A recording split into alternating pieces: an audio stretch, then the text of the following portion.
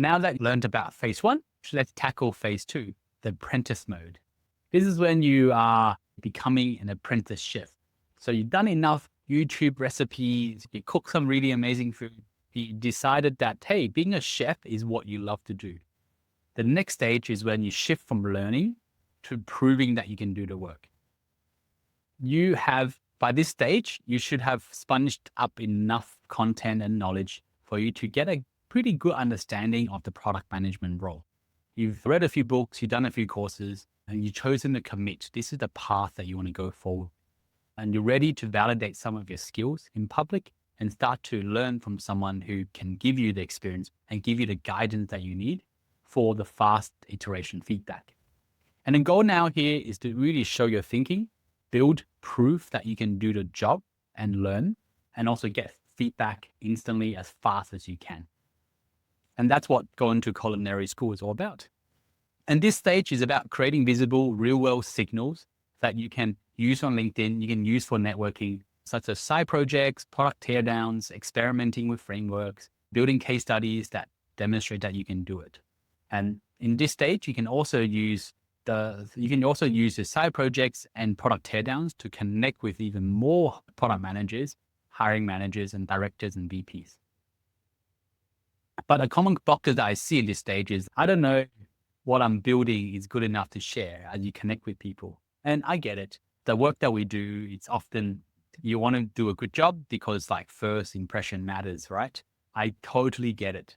But when you're at stage two, the people that are looking at you, they don't expect you to do the job because you're not asking for a job just yet. You're just asking for feedback. Here's the truth. Done is better than perfect. You're proving potential. That's the key word. So think of this as being a culinary student in the kitchen. You learn from Gordon Ramsay, who's shouting at you. You're not trying to build the perfect dish because you're not there yet. But you should really start to think about your own dish and think about, would I serve this to my customers? And coming back into the areas of development here, the 8 areas of development are the same, but from a knowledge perspective, the constraint here is you've done enough surface level learning. You really want to deepen your learning through structural content, some sort of boot camp, some sort of cohort. There's a lot of providers right now that give product management training. So find the one that fits you the best and just go for it. Everyone's different situation, different budget, different context, different network. Everything is different. So you really have to assess it and figure out the right one for you. Maybe through Product Academy, through General Assembly, through some university courses, but you need to have deeper level of structured learning at this stage. The next thing is you want to start to demonstrate and apply your product thinking in reality, in the real world. So you want to build a Notion page, maybe a site with 1 or 2 case studies, writing a product spec, writing a product strategy, writing a teardown, solving a real product problem. A lot of these courses that are guided will give you this as a homework. Okay? Ask you to come up with the product strategy, come up with the Notion page as a homework anyway. So you'll probably be doing this second part as you go through a structured cohort course. The third thing you want to do, you don't have tangible proof of work and you haven't shipped anything end to end just yet. That's a big constraint that you will have. The way you solve it is you want to build and deliver a real solution.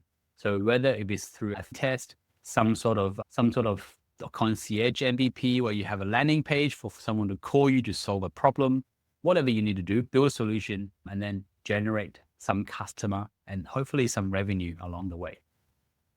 The tools that you'll be using, it's the same tools as mentioned in stage 1, but now you'll be using it in more detail. So tools like Miro, Notion, Figma, etc.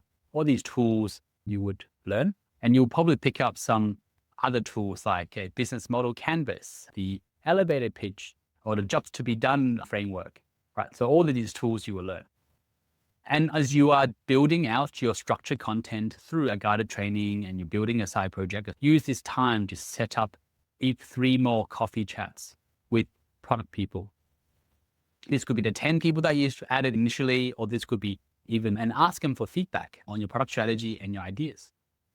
And then once you're done, you want to craft, you've got to start thinking about your PM story now. Why do you want to become a PM? People will ask you this all the time.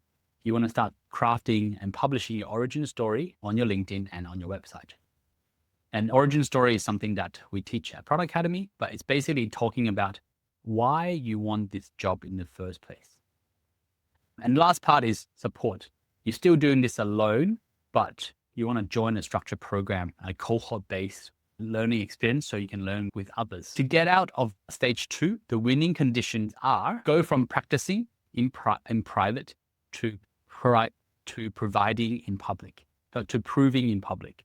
So you want to use your side projects, your product strategy to network, start to showcase it in your LinkedIn. The second thing is you're not just learning, you're building real signals to say that, hey, I have the potential to do the work. People that are hiring managers, people that are product managers, they will definitely notice you because you're the only person that actually have gone to them for advice and also taking action based on their advice. They will think it's their advice, but you have the strategy here. And think of this as your MVP launch. You're basically collecting feedback, you're iterating on your product, which is yourself, and then you're trying to put off signals to say that, hey, you're still in beta, but you can do the core functions of a product manager. And as you go through this journey, there's going to be a few impediments, a few creepy thoughts that's going to stop you from doing this. But a few key things to remember. Pick one project at a time. Don't spread yourself too thin and go deep.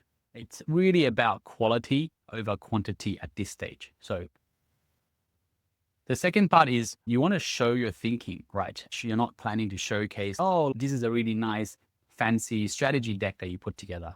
You're trying to showcase your thinking, explain the trade-offs, explain the decisions, explain the outcomes. And then you want to tear down all your product spec into a polished case study that you can put into your resume, you can put into your website, or you can publish it on your LinkedIn. And then another impediment thought that will come up, which is like, oh, there's so many tools that I'm using out there.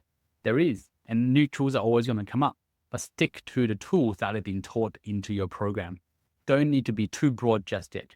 So learn things like Lean Canvas, RICE, assumption mapping, and those simple tools that you get across in your structured cohort courses. Use that as your first stack for now, and then you can extend into other stacks and other tools in the future.